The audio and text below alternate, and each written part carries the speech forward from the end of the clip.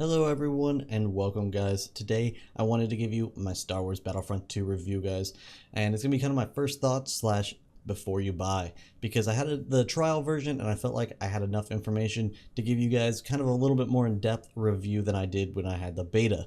So we're going to go ahead and dive into this. Later on I will do a super in-depth review on the full game once it's actually dropped guys. This is going to be kind of a before you buy video. So if you guys are new here and you like your Star Wars content not filled with all kinds of sponsored bullcrap, maybe consider subscribing guys. So let's go ahead and dive right into it.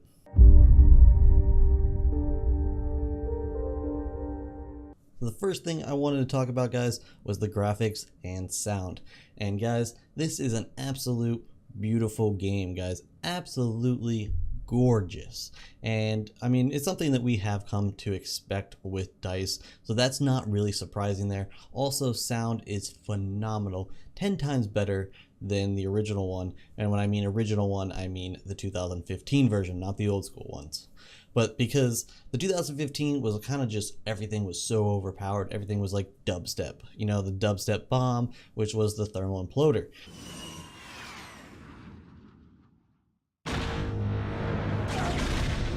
So everything's been toned down a little bit, but still sounds very true to the Star Wars universe.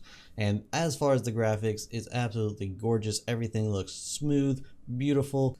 Guys, there are a lot of lens flares, it seems to be in the game. It's not super surprising after we had The Force Awakens, which obviously was made by J.J. Abrams, and he is known for his lens flares. So they kind of took that whole theme and put it into the new Star Wars Battlefront. So it's not a big deal, it's kind of a subjective subject. I personally, it doesn't bother me, and I actually kind of enjoy it. Kind of gives it a little bit more of that Star Wars feel in my opinion. And one of the second things guys I wanted to talk about was performance. So how well did it actually run guys? And this is coming from the PC side of things, because I personally did not get a hands on the console version. As far as the Xbox One is concerned, I did hear it ran very well, very smooth with very minor hiccups, which is great news guys, and I would expect the same experience from the PlayStation.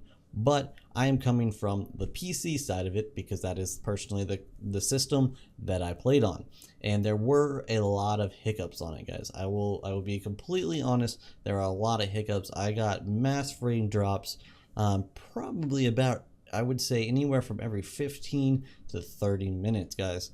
And as a PC gamer with a very high-end PC, that is unacceptable in my opinion guys, because when I'm going from 90 frames and dropping down to all the way to 30 frames in a split second, you get almost a complete pause in the game. And there was also a symptom that a lot of users experience as well, which we called kind of the matrix mode. The whole game just slowed down. It was very weird. It usually happened when I was rolling. I would be in mid-roll and it was almost like you were in the Matrix. It would just slowly roll. And it was very weird to see that. Yeah, that happened in multiplayer and arcade. So it's definitely an issue with the game. So luckily guys, that is something that can easily be fixed with a patch, and I would definitely expect DICE to fix this soon. It is a known issue. I heard the same thing across the board from all of the PC community, and I know a lot of people reported it. So this should be fixed hopefully day one. And when I mean day one, I mean the 17th. So we should see, at least on the PC version, a day one patch. As far as the consoles go, like I said guys, I did not personally have my hands on it, so I do not know how it ran.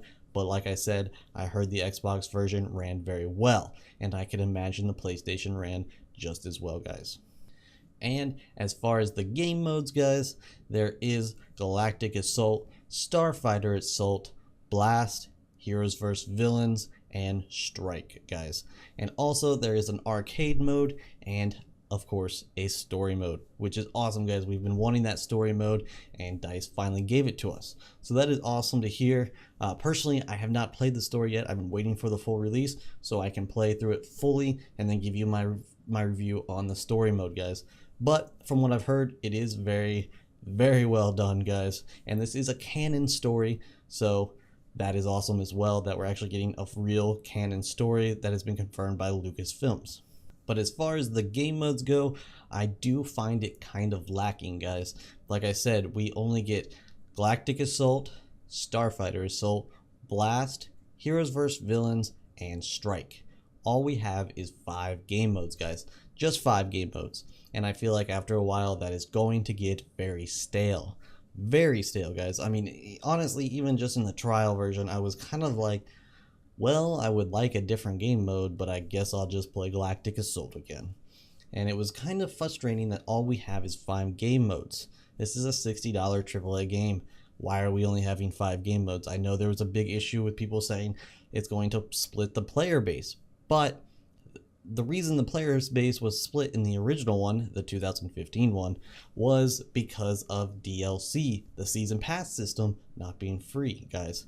It was not due to too many game modes like people said. The game died off because it really wasn't all that great, so there were a lot of game modes, so yeah, people aren't going to play it if the game's not that good. But this game does seem very well done, and it needs more than 5 game modes. In my opinion, 5 game modes is not going to cut it. Hopefully, since DLC is all completely free, guys, due to the microtransaction system, but all the DLC is going to be free, so hopefully we will see some more game modes added. Maybe like a cargo, which is basically capture the flag, which in my opinion was the best game mode for 2015's version. A lot of people may disagree, but in my opinion, that was the best game mode. We also would like to have Droid Run back. I know a lot of people like Droid Run as well, so that's a game mode that I feel needs to return. So like I said, game modes slightly lacking there.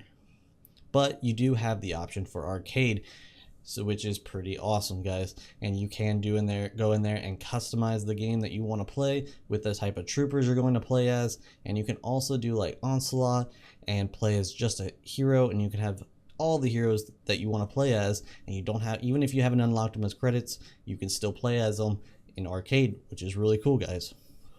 And another thing about the heroes, guys, heroes are not, all of them are not unlocked, which I did a whole video on it. I will leave a card right here, but essentially they are not all unlocked. You do have to unlock them via in-game currency. So via in-game currency, credits is the in-game currency.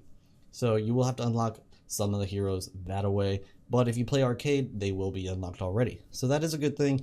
As far as the actual credit system for the heroes, not such a good thing, but like I said, check out that other video if you want a more in-depth review on that, guys. So guys, the real question is, should you buy Star Wars Battlefront? And honestly, I would say if I were you and had not pre-ordered yet, because personally I have pre-ordered it, because obviously I'm going to be live streaming it on Monday night going into Tuesday, which will be the 14th. But I have already pre-ordered this, so should you guys get this on day 1? Personally, if I were you and did not have a YouTube channel, I would not pre-order this, and I would not get this on day 1.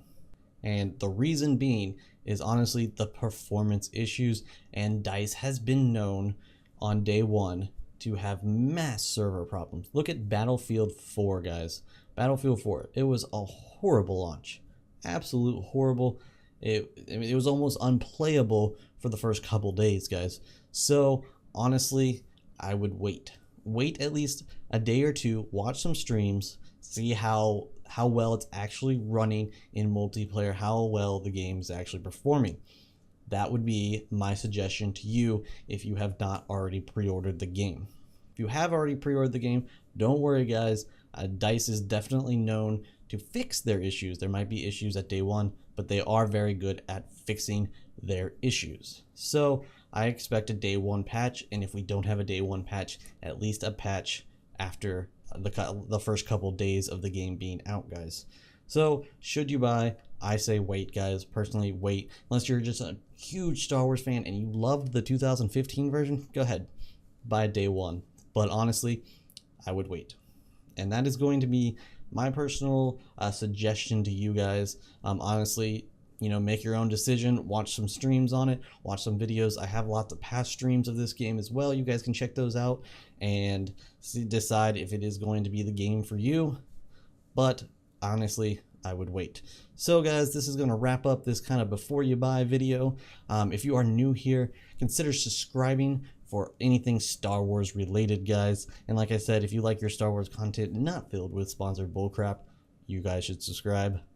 And as always, guys, may the Force be with you. Vorten Fett, signing out.